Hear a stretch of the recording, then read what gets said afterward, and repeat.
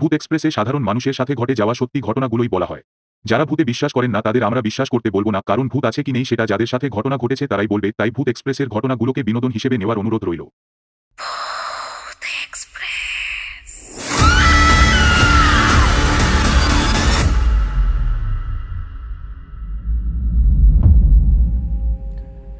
সাতই এপ্রিল এক তপ্ত গরমের দুপুরে একটি ভয়ানক ভৌতিক ঘটনা ঘটে বারুইপুর রাজবাড়িতে। বারুইপুর রাজবাড়ির সম্পর্কে অনেকেই হয়তো জানেন, কিন্তু এই রাজবাড়ির অনেক রহস্য আছে যা অনেকেই হয়তো জানেন না। দক্ষিণ চব্বিশ পরগনার বারুইপুর, আর এই বারুইপুরেই রয়েছে ঐতিহ্যবাহী এক রাজবাড়ি। ইতিহাস অনুযায়ী তৎকালীন নবাবের কাছ থেকে সুবিস্তৃত এলাকা যৌতুক হিসাবে পেয়েছিলেন সেই সময়কার জমিদার রাজবল্লভ চৌধুরী। সেই এলাকা কিন্তু 1 বিঘা কিংবা 2 বিঘা ছিল না।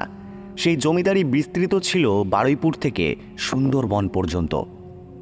এই চৌধুরী পরিবার পরবর্তীকালে রায়চৌধুরী উপাধি পেয়েছিলেন। জমিদার রাজবল্লভ রায়চৌধুরী তিনি নিজেই এই বারুইপুরের রাজবাড়িটি তৈরি করিয়েছিলেন। তিনি লর্ড কর্নওয়ালিসের সময় একটি বিদেশি কোম্পানিকে দিয়ে এই বারুইপুরের বিশাল বড় রাজবাড়িটি তৈরি করিয়েছিলেন। সেই রাজবাড়িতে 12 মাসে 13 পার্বণ লেগেই থাকত। প্রতিটি উৎসবই সেখানে পালিত হতো রাজকীয়ভাবে। দুর্গাপুজো থেকে শুরু করে রথযাত্রা কোনোটাই বাদ যেত না সেই উৎসবের তালিকা থেকে।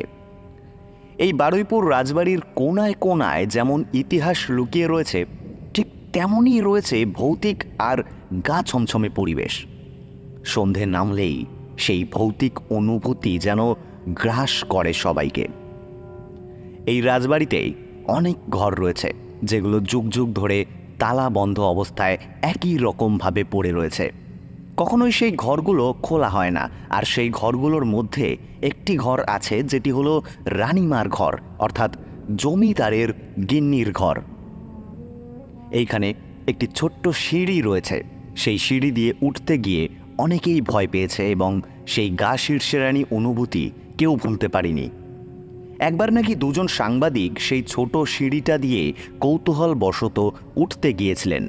আসলে সেই সিঁড়িতে ওঠার অনুভূতি কেমন সেটাই তারা জানতে চেয়েছিলেন। সেই সিঁড়ি দিয়ে ওঠার সময় সেই 2 জন সাংবাদিকের বাঁ হাত হঠাৎ করেই অবশ হয়ে যায়। আচমকা এরকম হওয়ার জন্য তারা আর ভয়ে ওপরে ওঠার সাহস দেখায় না। তারা তড়িঘড়ি করে নিচে নেমে এসেছিলেন এই ঘটনার পর। এই বারুইপুর রাজবাড়িটি এতটাই সুন্দর যে এই রাজবাড়িটি দেখার জন্য বিভিন্ন জায়গা থেকে বহু পর্যটক বছরে প্রায় সব সময় এখানে ভিড় জমায়। কিন্তু এত সুন্দর একটি রাজবাড়ি সন্ধ্যাবেলায় অন্যরূপ কী করে ধারণ করে? অনেকেই এই অতি প্রাকৃতিক ঘটনাবলীর সাক্ষী হওয়ার জন্য সন্ধ্যাবেলায় বারুইপুর রাজবাড়িতে প্রবেশ করেন। প্রত্যক্ষদর্শীদের মতে সন্ধ্যাবেলায় যখন তারা বারুইপুর রাজবাড়িতে প্রবেশ করেছিলেন তখন কিছুক্ষণ এই রাজবাড়িটাকে স্বাভাবিক মনে হলেও যখন তারা রাজবাড়ির অন্দরমহলে ঢুকেছিলেন তখন তারা ভৌতিক অনুভূতি অনুভব করতে পেরেছিলেন। রাজবাড়ির অন্দরমহলে প্রবেশ করার পর থেকে নানান ধরনের গা ছমছমে অতি প্রাকৃতিক ঘটনার সম্মুখীন হতে শুরু করেন সবাই। হঠাৎ করেই তাদের মনে হতে থাকে কেউ যেন তাদেরকে রাজবাড়ি থেকে বেরিয়ে যেতে আদেশ করছেন। সন্ধ্যের পর রাজবাড়িটিকে দেখে বহু পুরনো, অর্থাৎ কয়েকশো বছর আগেকার বলে মনে হয়, কিন্তু অন্দরমহলে প্রবেশ করার পর বাড়িটিকে দেখে মনে হয় সে যেন আবার তার আগের জায়গাটা ফিরে পেয়েছে। অনেক প্রত্যক্ষদর্শীর কথায় তারা যখন রাজবাড়ির ভেতরের জমিতে যেখানে হাড়িকাঠ পোতা আছে সেটা দেখার জন্য প্রবেশ করেছেন তখন সেখানে সেই হাড়িকাঠের নিচে টাটকা রক্ত পড়ে থাকতে দেখেছেন এবং সেই রক্ত তারা যাচাই করতে গিয়ে দেখেছেন সেটা সত্যিকারের রক্ত, অর্থাৎ আসল রক্ত।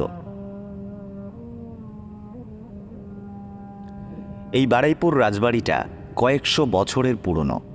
এই রাজবাড়িটি বর্তমানে জনসম্পদ বিভাগের অধীনস্থ। কিন্তু তা সত্ত্বেও কড়িকাঠে কি করে বলির রক্ত দেখতে পাওয়া যায় সেটা সত্যি ভাবনার বিষয়। এই বারুইপুর রাজবাড়িতে যারা সন্ধ্যের পরে ঢোকেন তাদের কথায় বাড়ির ভেতরে প্রবেশ করার পর মনে হয় সেই বাড়িটা আর জরাজীর্ণ কোনো বাড়ি নয়।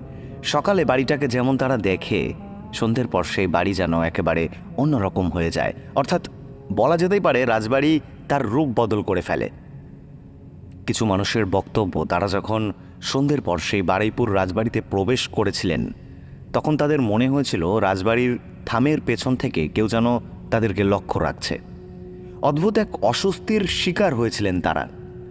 অনেকে আবার কৌতূহলবশত একা একা সন্ধ্যের পর সেই বাড়িতে প্রবেশ করেছিলেন। কী ধরনের অনুভূতি হয় এটা দেখার জন্য তারা একা একাই প্রবেশ করেছিলেন সেই রাজবাড়িতে। কিন্তু রাজবাড়িতে প্রবেশ করার পর তাদের মনে হয়েছে একজোড়া চোখ যেন আড়াল থেকে তাদের দিকে তাকিয়ে রয়েছে। যদিও সেই অশরীরই তাদের সামনে আসেনি কোনোদিনও, অথবা তাদের কোনো ক্ষতিও করেনি, কিন্তু সন্ধ্যের পরে একা একা বারুইপুর রাজবাড়ি যারাই প্রবেশ করেছেন তারাই এ ধরনের অতি প্রাকৃতিক ভৌতিক অনুভূতির সম্মুখীন হয়েছেন। এই বারুইপুর রাজবাড়িতে অনেক সিনেমা, শর্টস ফিল্ম অথবা ধারাবাহিকের শুটিং হয়। শুটিং করার মতো সমস্ত ব্যবস্থাই আছে এই রাজবাড়িতে। একটি সূত্র অনুযায়ী একবার নাকি অভিনেত্রী ঋতুপর্ণা সেনগুপ্ত চ্যালেঞ্জ করেছিলেন বারুইপুর রাজবাড়িতে যে ঘরগুলো বন্ধ আছে সেই ঘরের একটাতে তিনি ঢুকবেন। বাসিন্দাদের বারণ করা সত্ত্বেও অভিনেত্রী তাদের অনুরোধ জানান ঘরটি খুলে দেওয়ার জন্য। শেষমেশ অনেক দোনোমনো করার পর ঘরটি খুলে দেন তারা। ঘর খুলে দেওয়ার পর সেখানে প্রবেশ করতে যান ঋতুপর্ণা সেনগুপ্ত, কিন্তু এক পা ঘরের দিকে বাড়িয়ে তিনি ঘরে না ঢুকে সাথে সাথে ভয় বেরিয়ে এসেছিলেন। আসলে তিনি নাকি ঘরটিতে ঢুকতেই পারেননি। ঠিক একই রকম অনুভূতি নাকি বারুইপুর রাজবাড়ির ওয়াশরুমগুলোতেও হয়। এখানে সন্ধে নামলেই যেন মনে হয় দুটি চোখ এক দৃষ্টিতে তাকিয়ে আছে। এই বারুইপুর রাজবাড়িতে ভৌতিক আবহের সাথে সাথে প্রাকৃতিক সৌন্দর্য অসাধারণ। আসলে এই রাজবাড়িটি প্রচুর গাছগাছালিতে ভর্তি। ঠাকুর দালানটিও অপূর্ব সুন্দর। দালানের সিঁড়িতে নিখুঁত তুলির টানে আলপনা আঁকা রয়েছে। ঠাকুর দালানটা হচ্ছে ইতিবাচক শক্তির জায়গা, যেখানে একবার পা দিলে সমস্ত রকম ভয় যেন নিমেষেই উধাও হয়ে যায়। আসলে ঠাকুর দালানে ইতিবাচক শক্তি সাহস যোগায় সবার মনে। সেই শক্তি যেন বলে ওঠে আর কোনো ভয় নেই। এই রাজবাড়িতে রাজা রাজবল্লভ রায় চৌধুরী দুর্গাপুজোর প্রচলন করেছিলেন। রাজবাড়ির এই পুজো একটি প্রাচীন পুজো। 3 জন পুরোহিত মিলে এই পুজোটি করে থাকেন। প্রতিপদ থেকে শুরু হয় এই পুজো। সপ্তমী থেকে নবমী পর্যন্ত প্রতিদিন একটা করে বলি দেওয়া হয়। অষ্টমীর দিন রাজপরিবারের সদস্যরা যারা বাইরে ছড়িয়ে ছিটিয়ে থাকেন অথবা দেশের বাইরে থাকেন তারা সবাই রাজবাড়িতে একত্রিত হন। রাজপরিবারের মহিলা সদস্যদের বিশ্বাস, পরিবারের সকল বিবাহিত মহিলারা অষ্টমীর দিন যদি মিলেমিশে ঠাকুরের ভোগ খায় তাহলে পরিবারের সুখ শান্তি বিরাজ করবে। একটা সময় এই বারুইপুর রাজবাড়িতে নৈবেদ্যের ডালা সাজিয়ে প্রজারা আসতেন, যেটা আজ সম্পূর্ণ অতীত। পুজোর দিনগুলো ছাড়া অন্যান্য দিন নিঝুম থাকে এই রাজবাড়ির চত্বর। সেই সময় বারুইপুর রাজবাড়িকে পাহারা দেয় সেই দুটি চোখ। তবে তারা এখনও অবধি সাধারণ মানুষের কোনো ক্ষতি করেনি। তবে হয়তো তারা চায় না যে সন্ধ্যের পর যখন তাদের জেগে ওঠার সময় তখন কেউ যেন সেই বাড়ির ভেতরে না থাকে। যদি কেউ বাড়ির ভেতরে থাকে তবে তাকে তারা রাজবাড়ি ছেড়ে বেরিয়ে যাওয়ার কথা বলে। তো যাই হোক, এতক্ষণ বললাম বারুইপুর রাজবাড়ির ইতিহাস। এবার বলছি সেই ঘটনাটি যেটি এই রাজবাড়িতেই ঘটেছিল এবং এই ঘটনার পর থেকেই এই বাড়িটি ভৌতিক বাড়ি হিসাবে প্রমাণিত হয়েছে। জানি না এই ঘটনাটি কতটা সত্য। এই ঘটনার সত্যতা আজও জানা যায়নি, তবে মানুষের মুখে মুখে এই ঘটনাটি এইভাবেই প্রচলিত রয়েছে।